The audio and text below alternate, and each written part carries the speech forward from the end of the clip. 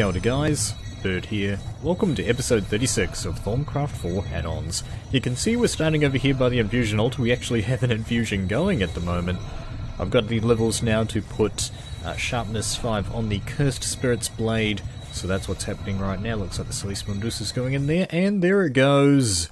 All the way up at sharpness 5 now. That gives it plus 16.5 attack damage.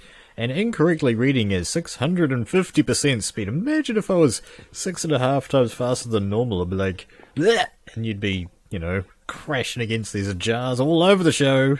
Pretty awesome. Anyway, we're over here at this part of the base as well. I decided to rework the little Essentia system that I had over here for dealing with the RNG-based system where the Advanced Alchemical Centrifuge, Advanced Alchemical Furnace, sorry. Advanced Alchemical Centrifuge could be kind of cool.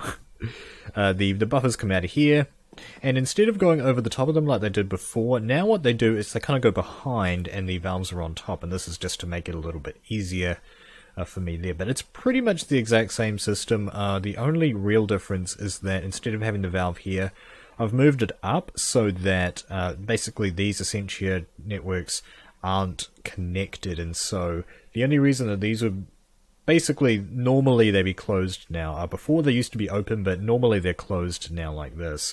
So that means that Essentia can flow freely into here, but it's kind of blocked on the way out, which is actually a little bit more user-friendly than the previous system. And then this over here hasn't changed all that much. I think, I did actually test this out a little bit. I think what we've got here now is fairly well and good and should proceed us into the end game, and we can, as I said, we can already expand it, even if we need to make it a little bit bigger, but I think 6 jars is a fairly decent amount. It's more than what it's actually, you know, it's probably like over double the amount of space that the old 5 Alembics can have on top of your centrifuge. Anyway, what we want to get started with today, so in the comments, there's actually been a lot of requests to do another of these crystalline brain researches. Let's head over to the research island. Hello, Optimus Prime. Anyway, let's head over to the Automagy tab. Sorry, not Thaumic Tinkerer. I keep getting messed up because I put Automagy, or see what I mean? Thaumic Tinkerer in first, and it was up here, but now that Automagy's here, it's the Thaumic Tinkerer's gone down. I wonder if these are alphabetized or something. Perhaps there's a little something that messes with that.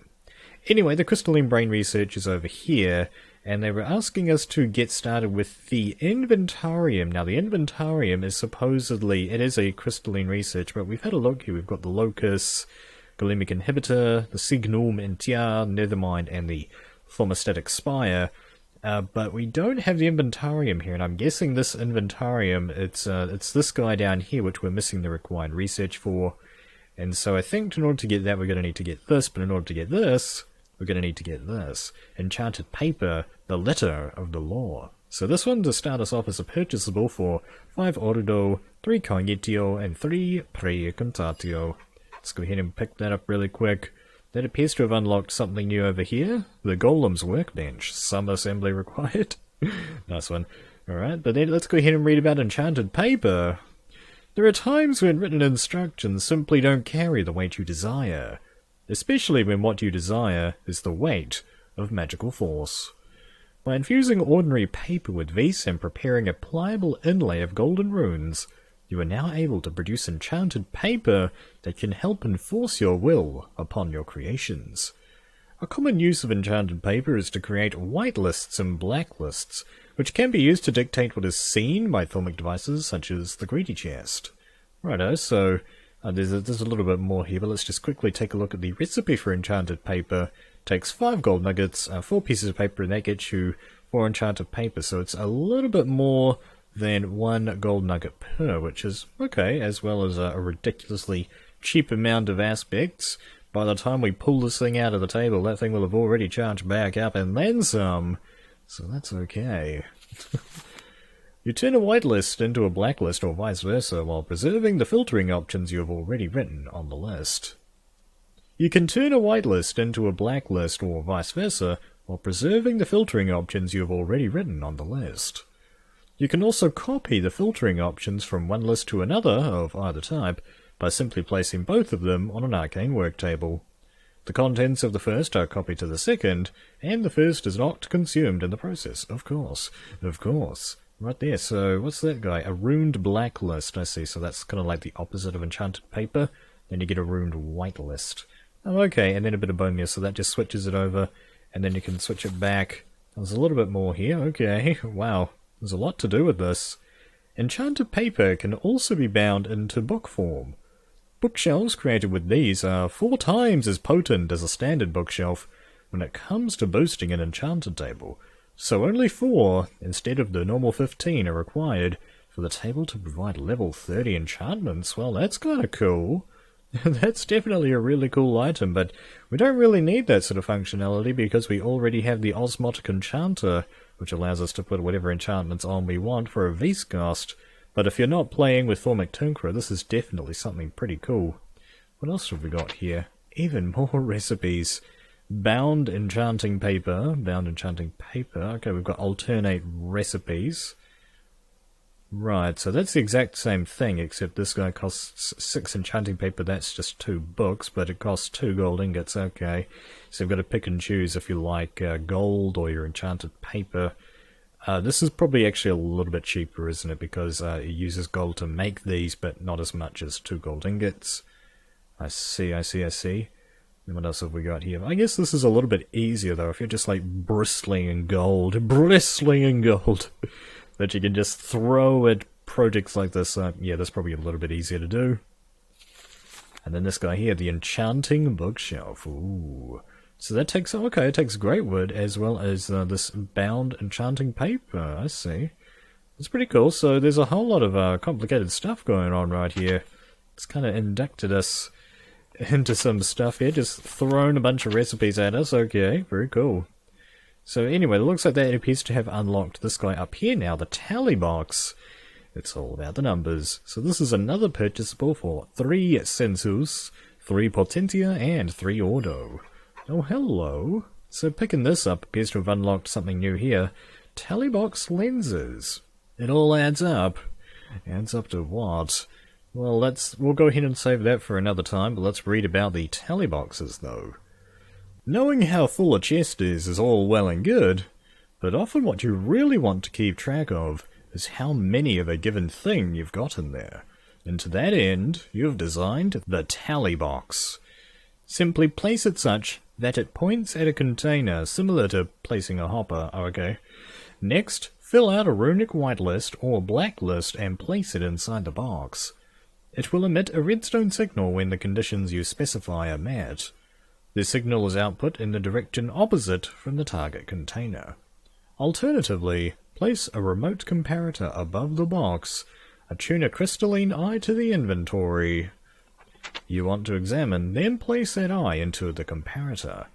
The comparator will cease its normal functions, instead relaying item information for the Tele Box to act upon. If a Tele Box is set to read from another Tele Box, contents will be retrieved from the second box's target.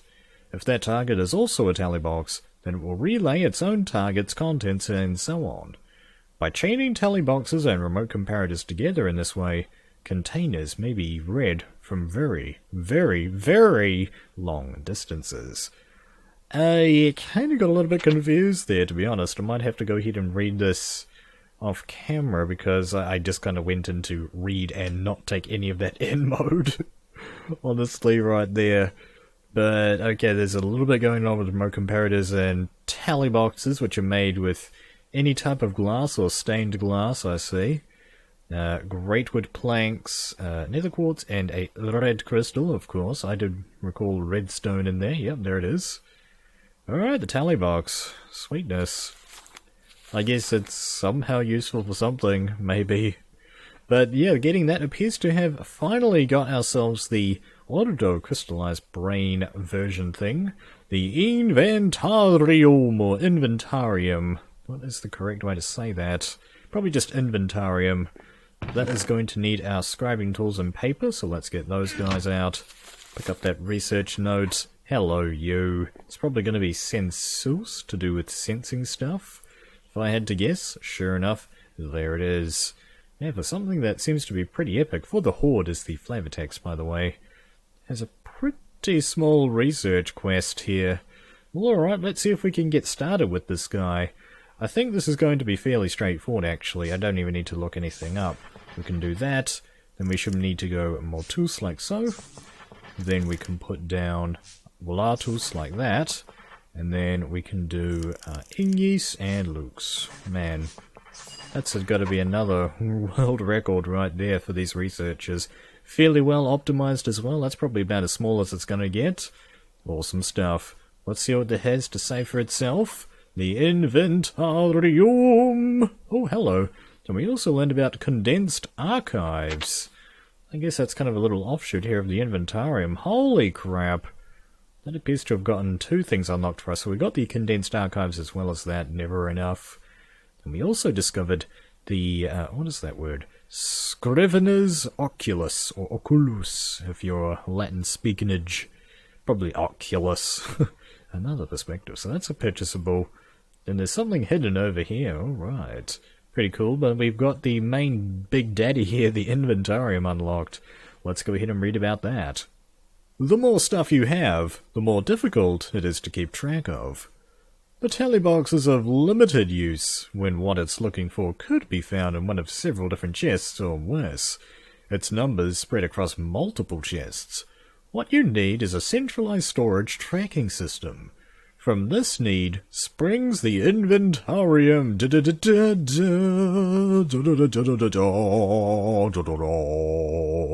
Awesome intro.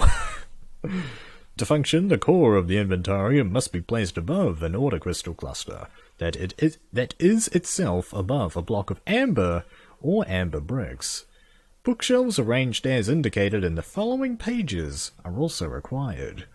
The core must be placed last. Okay, so here we have the Inventarium core. I'm guessing that's the core that's mentioned right here. So in order to make that, you need your crystalline brain of orderage. You're going to need a remote comparator. Alright, I think I have one or two of those spare.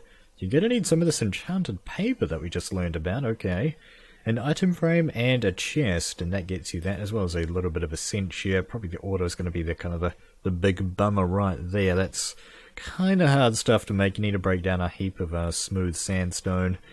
There's heaps of it in the world, but it's just kind of hard to...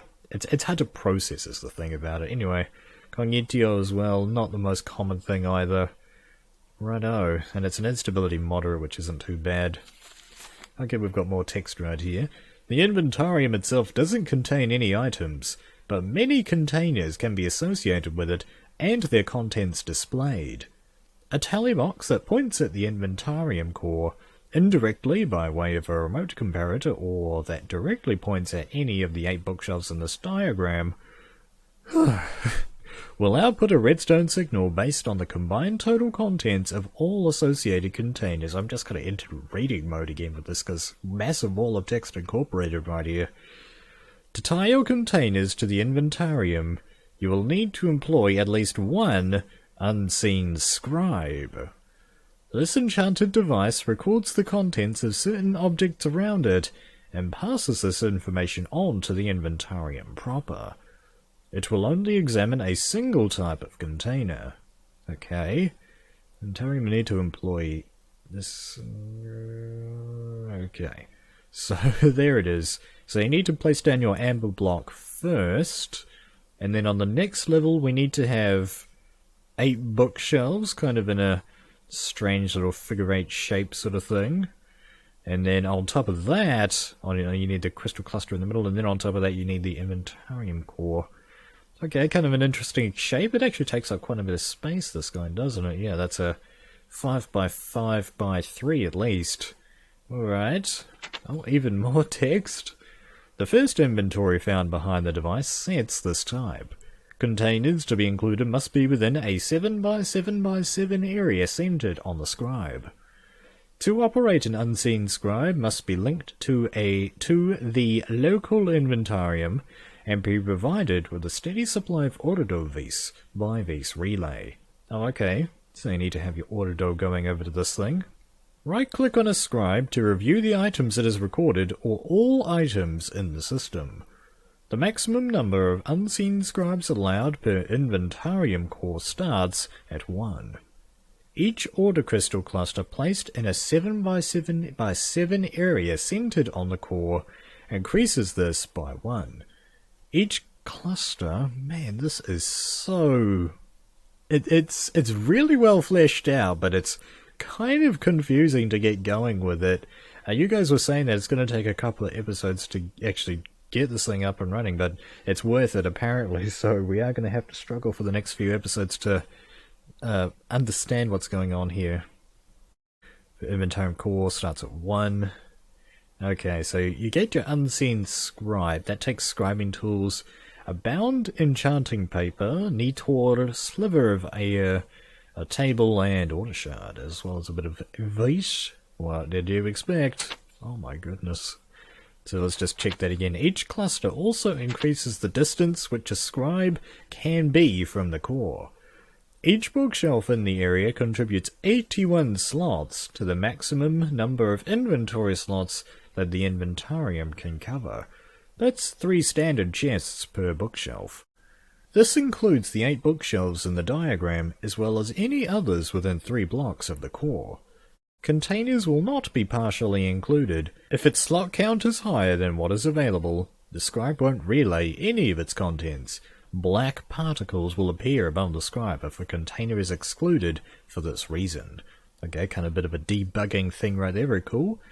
To link an unseen scribe to the Inventarium core, simply right-click on the scribe with your wand. The core must be within 10 blocks, with 8 additional blocks allowed per order cluster.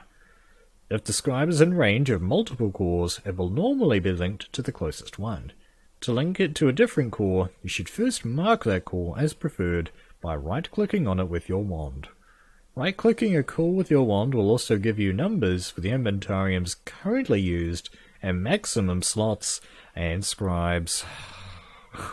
Oh man, as I already said, there is a lot to this system. Yeah, there is a lot of work ahead of us to get this thing up and running. It seems to use up quite a bit of space as well.